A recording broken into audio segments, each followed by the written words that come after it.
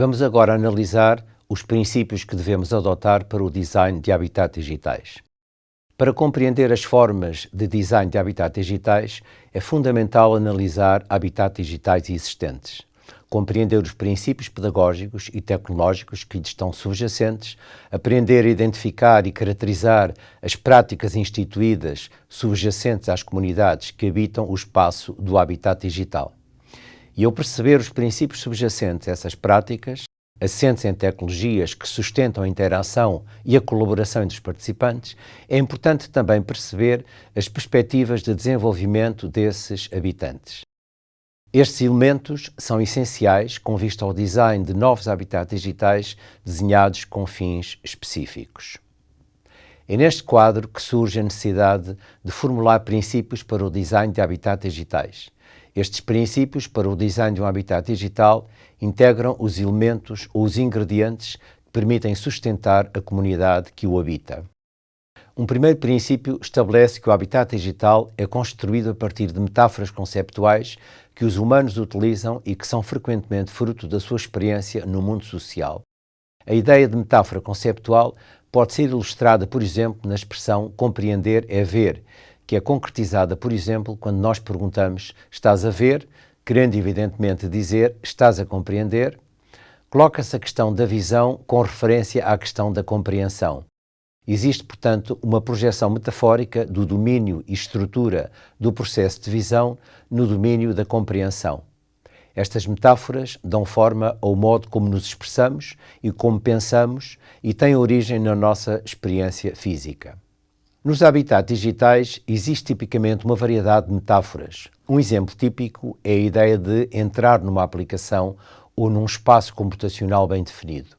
Quando dizemos vou entrar no e-mail, projetamos conceptualmente a ideia de e-mail como um recipiente onde se entra e de que se sai, algo que é fruto da nossa experiência física de entrar e sair de espaços bem definidos.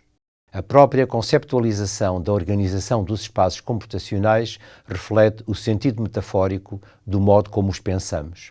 O desktop, isto é, a organização de documentos no computador, tem base na lógica de organização de documentos na nossa mesa de trabalho, constituindo uma projeção metafórica da ideia daquilo que está em cima da mesa.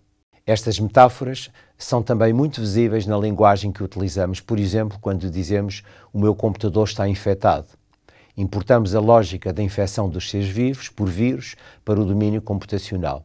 A forma de pensamento metafórico tem uma grande importância no domínio da computação. As metáforas conceptuais enraizam a forma como percebemos e como percepcionamos os habitats digitais. Um segundo princípio é o da ligação sistemática e permanente entre um dado habitat digital e outros espaços e outros habitats. O habitat digital não existe de forma isolada. Por exemplo, as necessidades básicas que os humanos têm, tais como a segurança, o controlo, informam exatamente a nossa projeção metafórica da experiência do dia-a-dia, ligando o habitat a outros espaços e a outros habitats, nomeadamente aos habitats físicos, como veremos adiante. O terceiro princípio refere-se ao facto de a atividade humana constituir o núcleo do habitat digital. A nossa experiência como humanos decorre em sistemas de atividade em que os artefactos e as ferramentas de mediação que usamos ocupam um papel central.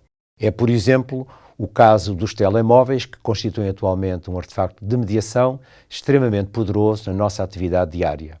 Por outro lado, a atividade humana é orientada por objetivos e é constituída por ações que realizamos de forma consciente ao atuarmos sobre objetos, quer físicos, quer conceptuais.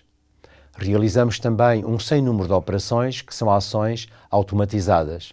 Por exemplo, na condução de uma viatura automóvel, nós temos consciência de muitas ações que realizamos, mas existe um conjunto de ações que automatizamos quando nos tornamos experientes na condução, tais como mover a alavanca das velocidades ou carregar na embreagem. Essas ações são assim transformadas em operações não conscientes. A noção de um habitat digital é centrado na atividade humana, é essencial no design de habitats. O quarto princípio refere-se ao facto de um habitat digital ser sempre baseado num dado modelo conceptual.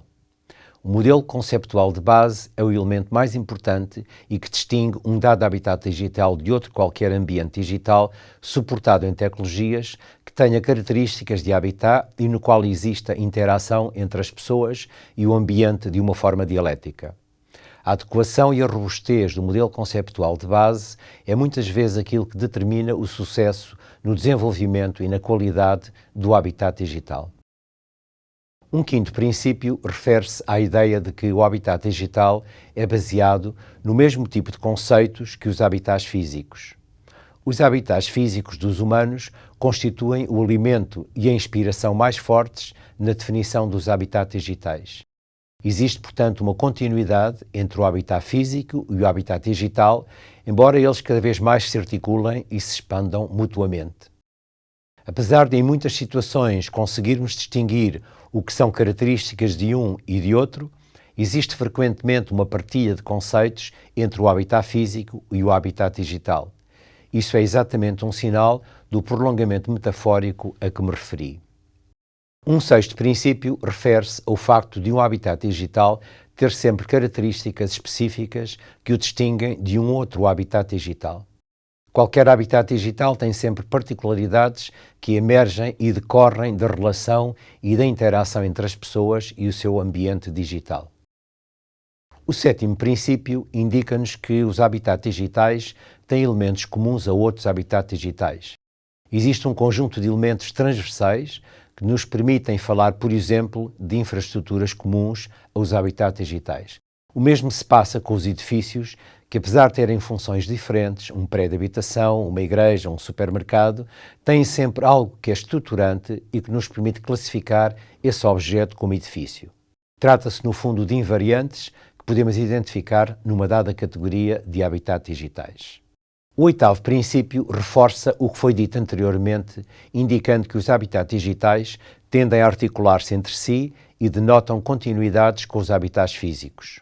Como foi referido, o habitat físico constitui em geral o domínio de partida da metáfora conceptual base que dá origem ao design do habitat digital. Essa continuidade físico-digital é estruturada em geral em 5 dimensões. As 3 dimensões tradicionais do espaço físico que conhecemos, a que se acrescenta a dimensão digital e a dimensão fundamental do tempo. Um nono princípio refere que qualquer habitat digital contém sempre uma variedade de interfaces com os habitats físicos. Os interfaces localizam-se muitas vezes, quer no habitat digital, quer no habitat físico, e em muitos casos situa-se na fronteira entre os 2 tipos de habitats. O 10º princípio enuncia a ideia de que os habitats digitais são dinâmicos e abertos ao desenvolvimento no quadro do seu próprio modelo conceptual, havendo coerência entre aquilo que são características do habitat digital e a forma como o seu desenvolvimento se realiza. O modelo conceptual que sustenta a dinâmica do habitat digital inclui também características do prolongamento por continuidade, tal como acontece nos nossos habitats físicos.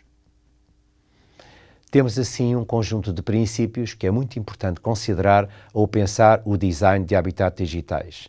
Dependendo do contexto, dos objetivos e das possibilidades existentes, a intensidade de aplicação de cada um dos princípios pode variar. Importante será considerar as ideias que dão corpo aos princípios quando se pensa em desenhar um habitat digital.